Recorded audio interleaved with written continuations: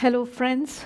Welcome to this week's broadcast on the Living Wisely series from the book Living Wisely, Living Well by Swami Kriyanada.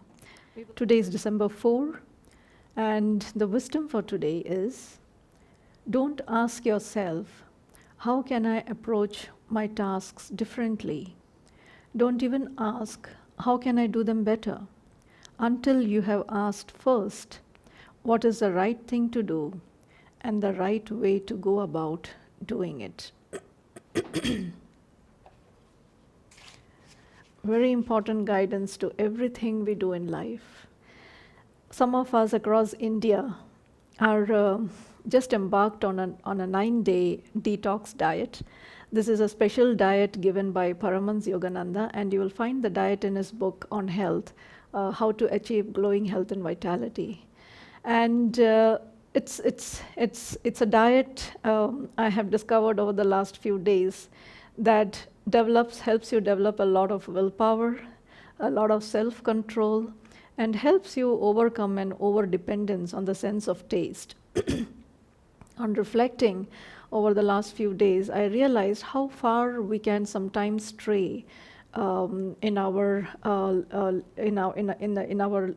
desires, in our likes and dislikes, how far we can stray away from the right thing. We often know the right thing to do, but we choose not to. I'm reminded of a line that I heard in one of the movies I saw many years ago. And in that movie, the protagonist of the movie is defending a student who is unfairly convicted. And so the line goes, if I remember it, I'm paraphrasing it. He says, in my life, I always knew the right thing to do. Without exception, I knew it, but I never took it. And somehow that line has stayed with me over the years. I realized how true that is, because often the right choice is not easy. It requires us to take a higher road. It requires more willpower, requires more inner strength, often which while like it is said in the scriptures, when a temptation comes, the spirit is willing but the flesh is weak. How often are we caught on that caught in that space in our consciousness, where we aspire to high things, where we want to do good things, the right things, but we lack the willpower, we lack the strength, the inner strength to do it. I want to share this story from the Mahabharata. Some of us may know it. Yudhishthira and the Pandavas were in exile, and they've just finished their 12th year in exile, and they need to finish one more year in exile, incognito, where no one can identify them. And they're looking for a good place to stay, and they find this beautiful forest, which is an abundance of green trees and delicious fruits. So they are staying in this forest, and one day a poor priest, reaches out to them for help. He wanted to perform an important yajna, and but the fire sticks that he needed for the yajna was taken away by the deer, and he wanted the Pandavas to help him in recovering those fire sticks. So the Pandavas agreed to help, and they go out looking for the deer, armed with their hunting equipments. They go far and wide and try their best, all using all their hunting skills, but they're unable to locate the deer. And after a long time out hunting for the deer, they are very thirsty, they are tired, and all of them, for a brief reprieve, lie down under the shade of a tree to rest for a while. And everyone is thirsty, so Nakula climbs up the tree and looks around if there is a pond or a lake of water where they could quench their thirst.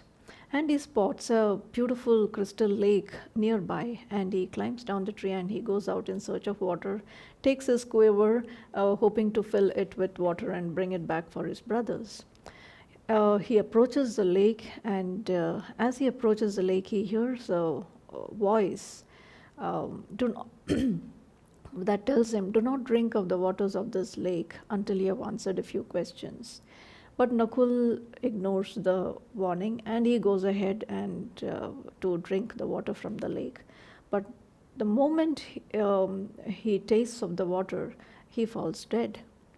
And the other Pandava brothers are waiting for their younger brother to come. They don't see him. Soon the next one sets out to find out what happened to Nakul. And he too, hears this voice of warning, disregards it, goes on to drink of the waters from the lake, and he too drops dead. And this happens consequently with all the brothers. And finally, Yudhishthira is left, and he is wondering what happened to everyone, that no one has come back from their trip. So he decides to go and take a look and find out what happened to his brothers. He comes to this lake, and he notices this beautiful crystal lake, and he too hears this warning that do not drink of the cool waters of my lake until you have answered a few questions. And Yudhishthira acknowledges that voice of warning, and before he proceeds to find out what happened to his brothers, he agrees to answer the questions from this. It was a nature spirit. And he answers beautifully all the questions that the nature spirit puts to him. And finally, the nature spirit is very impressed with Yudhishthira and tells him, you have done very well in heeding my voice of warning and answering my questions. In return, I am happy to have one of your brothers restored to life. Which one would you choose? And Yudhishthira, without a second thought, tells the spirit, I would like Nakul to be restored to life. And the spirit is surprised, because he knows that Yudhishthira has greater affection for some of his other brothers, and he asks him, isn't Bhima more dearest to you than all of your other brothers? Isn't the valor of Arjuna very precious to you? How come you choose Nakul? And Yudhishthira said, I want to do what is right, and I want to live by virtue. I am alive from among Kunti's sons. It is only fair that for Madri, who is a stepmother, that for Madri at least one of her sons is alive, and so I choose Nakul. And the nature spirit is very impressed by this answer, by this adherence to virtue by Yudhishthira, and she says, you have done a beautiful thing, and I would like to restore all of your brothers to life. And all the brothers come alive, and they recover the fire sticks, and they go back to the priest.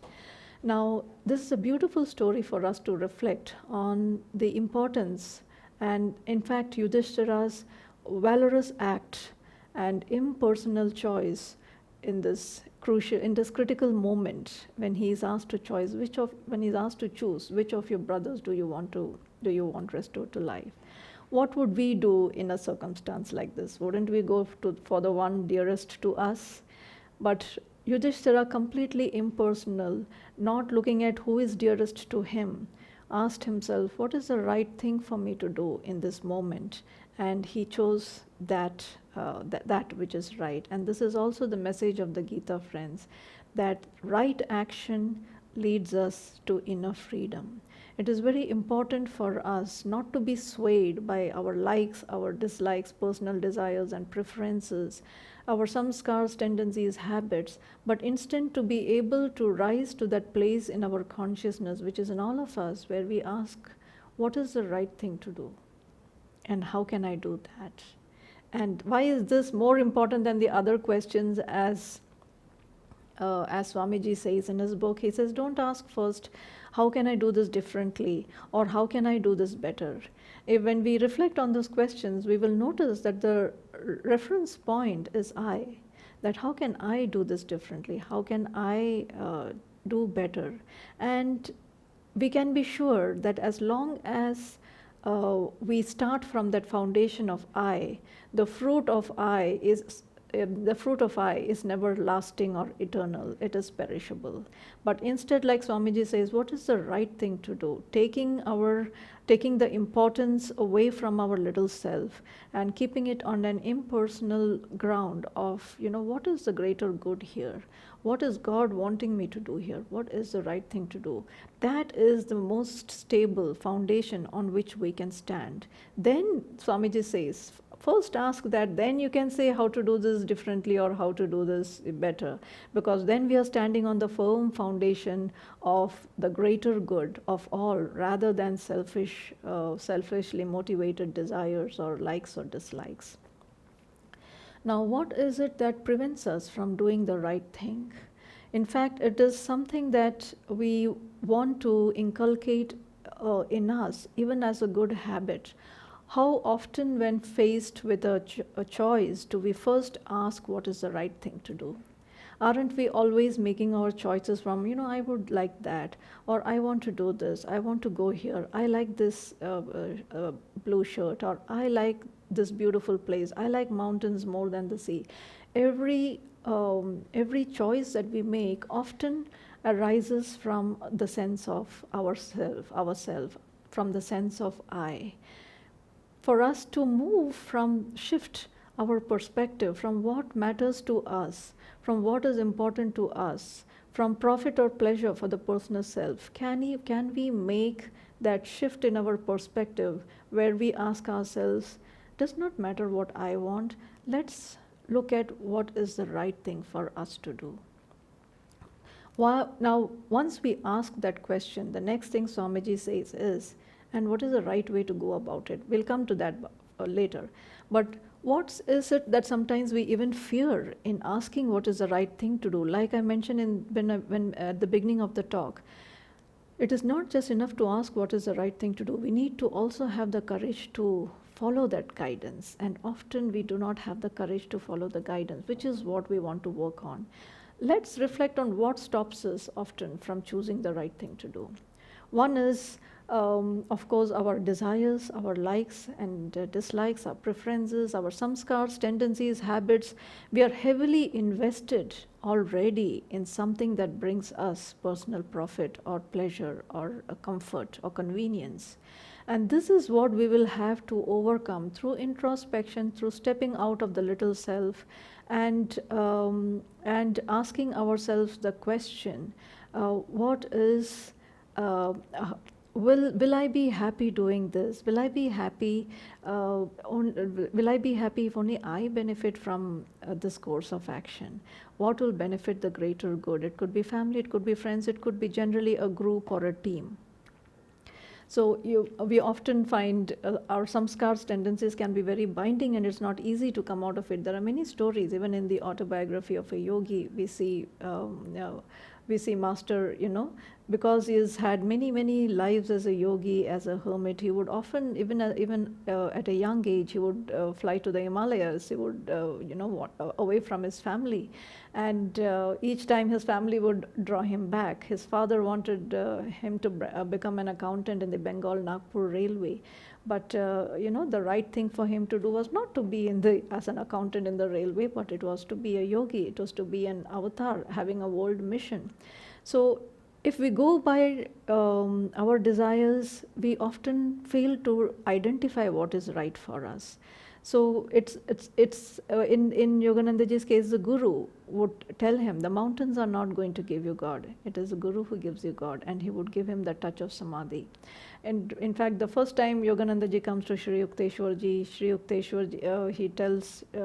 Yukteswarji tells him, I want you to go back to your family and complete your education. You must go to a college in Calcutta. And Yoganandaji is disappointed because he wanted God, and his dearest wish and desire and in life was to meditate long hours. But he accepted the Guru's will for him.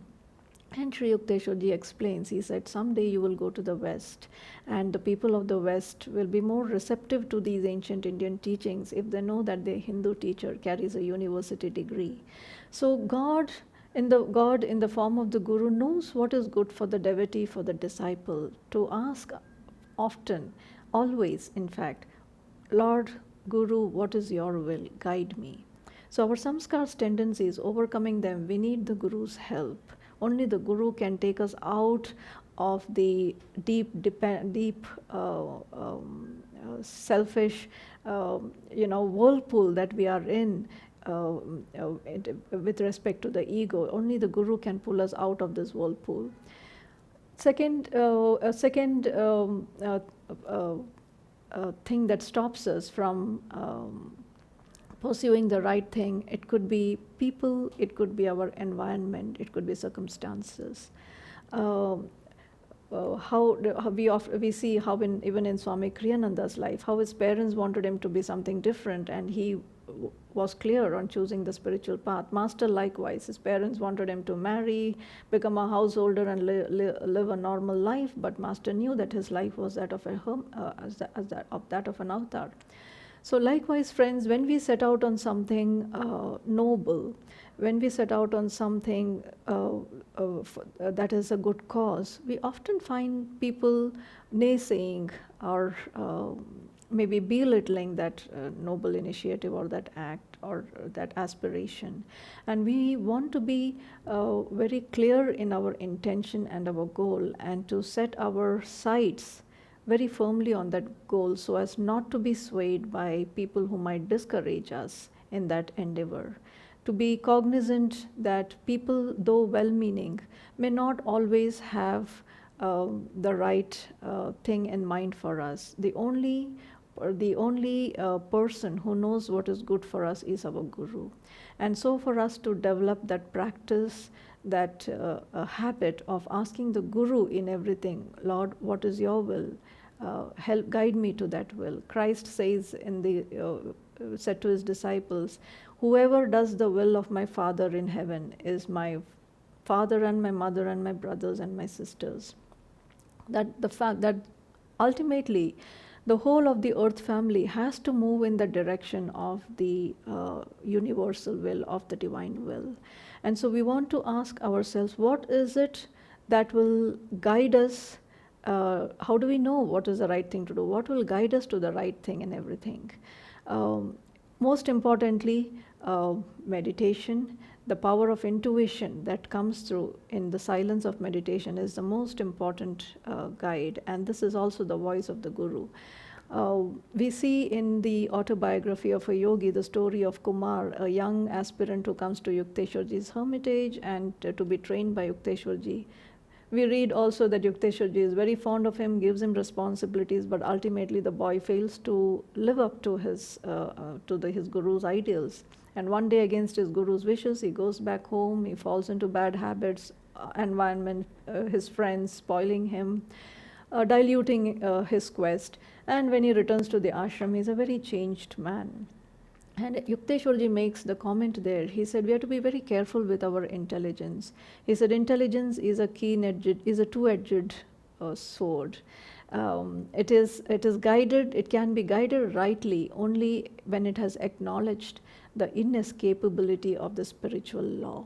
That often when we also try to make decisions, we approach it from our intellect. We see what is rational, what makes sense, what feels logical, and then we make a decision. But intellect also is in the realm of duality.